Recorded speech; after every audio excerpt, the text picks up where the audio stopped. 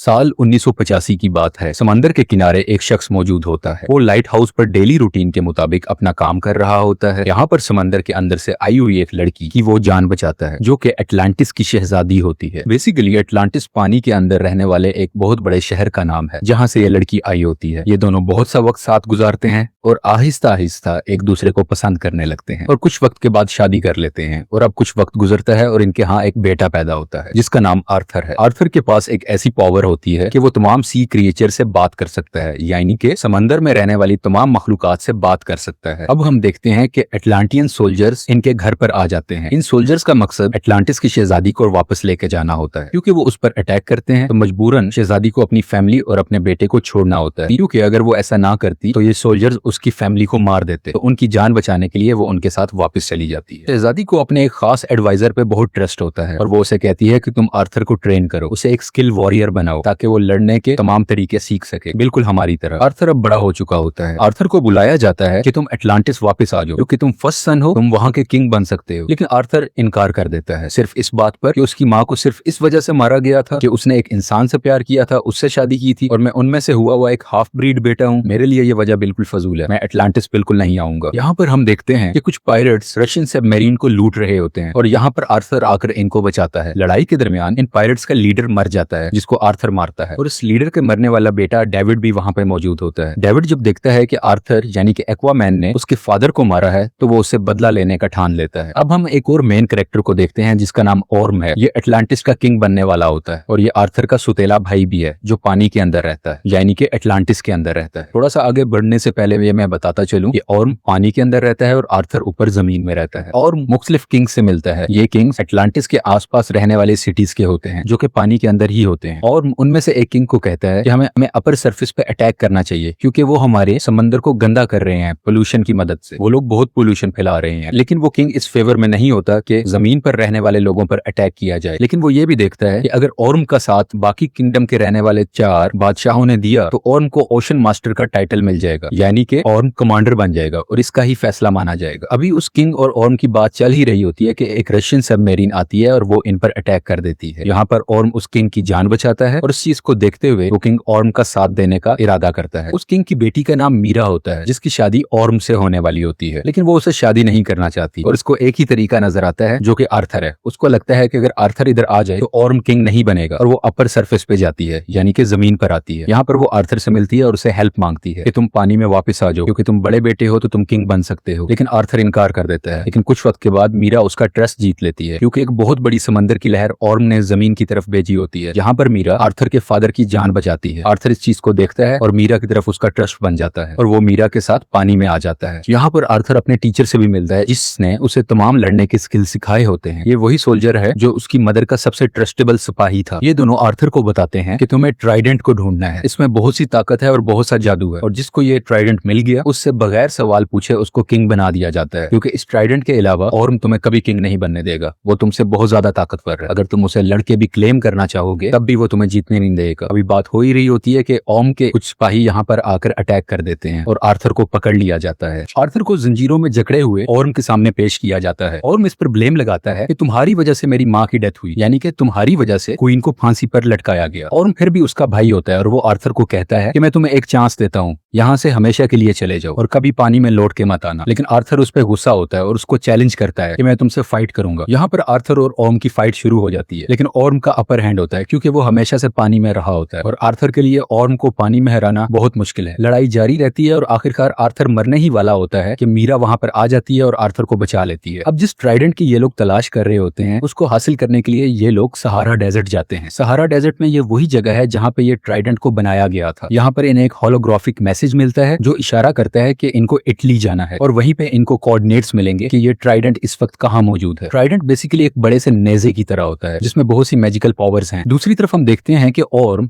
David से मिलता है। डेविड वही शख्स है जो मरने वाले पायरेट का बेटा था और एक्वामैन से बदला लेना चाहता है। यहाँ पर हमें यह भी रिवील होता है कि वो रशियन सबमरीन जिसने पानी के बादशाह पर अटैक किया था, वो डेविड और ऑर्म की मिली साजिश से हुआ था। यानी कि ये ऑर्म का ही प्लान था कि डेविड उस बादशाह पर अटैक करे और वो उसकी जान बचा ले, जिसकी सिंपैथी में वो बादशाह ऑर्म का साथ दे। ऑर्म यहाँ डेविड को लेटेस्ट एटलांटियन बैटल सूट भी देता है। ये बहुत मॉडर्न टेक्नोलॉजी होती है जो सिर्फ पानी में रहने वाले लोगों के पास हो। डेविड इस टेक्नोलॉजी को टेस्ट करता है और उसको देखकर बहुत खुश होता है कि अब उसका बदला पूरा होगा आर्थर को मार के। यहाँ पर ऑर्म एक और पानी में रहने वाले किंगडम जिसका नाम किंगडम ऑफ फिशरमैन है, उनके किंग को मार देता है और उनको मजबूर करता है कि वो ऑर्म का साथ दें, क्योंकि किंगडम ऑफ फिशरमैन के किंग मर चुके होते हैं। वो क्वीन और प्रिंसेस को फोर्स करता है और उन्हें कहता है कि तुम अगली कतार में यानी कि जंग की अगली लाइन में लड़ोगे, और उनको फौज जमा करने के लिए कहता है। यहाँ पर हम डेविड को देखते हैं जो ऑर्म की तरफ से दिए गए मॉडर्न टेक्नोलॉजी को कुछ बदलता है और अपने लिए एक सुपर हीरो सूट बनाता है। ये इसका नाम ब्लैक मैंटा रखता है। डेविड इस सूट को पहनकर बहुत पावरफुल हो जाता है और अब हम देखते हैं कि आर्थर और मीरा इटली के अंदर जा रहे होते हैं उन्हीं कोऑर्डिनेट्स की तलाश में, और ये वहां पर अटैक कर देता है। डेविड यानी कि ब्लैक मैंटा और आर्थर की बहुत लड़ाई होती है।